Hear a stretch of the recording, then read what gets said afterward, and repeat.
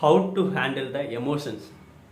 நிறைய டைம் நம்ம conversation make பண்ணையில் ஃப்ரெண்ட்ஸ்கிட்டயா இருக்கட்டும், பாஸுக்கிட்டயா இருக்கட்டும், இல்லை ரிலேஷன் யார்கிட்டயாச்சும் இருக்கட்டும், வேறு ஏதாச்சும் பப்ளிக் சோஷியல் மீடியாவாக இருக்கட்டும், நம்ம ஏன் கரெக்டான கம்யூனிகேஷன் மேக் பண்ண முடியலைன்னா நம்ம எமோஷன்ஸ் எப்போதுமே அடுத்தவங்களோட எமோஷன்ஸை பார்க்காம நம்மளோட எமோஷன்ஸ் ஷேர் பண்ணுறதுனால தான்.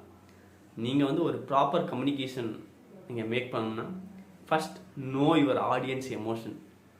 அவங்க என்ன ஃபீல் பண்ணுறாங்கிறத திங்க் பண்ணிவிட்டு அப்புறம் நீங்கள் கம்யூனிகேட் பண்ணிங்கன்னா you can do proper communication.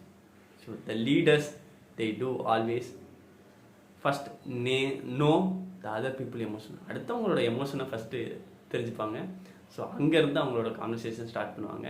So அவங்க அடுத்தவங்களோட எமோஷனை பொறுத்து இதை நம்ம அக்செப்ட் பண்ணணுமா, இல்லை அடாப்ட் பண்ணணுமா, இல்லை இதை இப்போதைக்கு இக்னோர் பண்ணிடணுமா, இல்லை வேறு ஏதாச்சும் நம்ம சேஞ்ச் பண்ணணுமான்னு சொல்லிட்டு திங்க் பண்ணிவிட்டு அவங்க கான்வர்சேஷனை மேக் பண்ணுவாங்க. இதனால தான் அவங்க சக்ஸஸ்ஃபுல்லாக ஒரு பவர்ஃபுல் கம்யூனிகேஷனை மேக் பண்ணுது.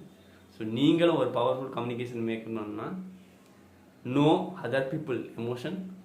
Before that first know your emotion. நீங்கள் எந்த எமோஷனலில் இருக்கீங்க அப்படின்னு சொல்லிட்டு திங்க் பண்ணிங்க. அதுக்கப்புறம் அடுத்தவங்களோட எமோஷனை எப்படி ஹேண்டில் பண்ணுறதுங்கிறத திங்க் பண்ணுங்கள். If you know these ideas you can make the powerful communication. Thank you. Have a great day.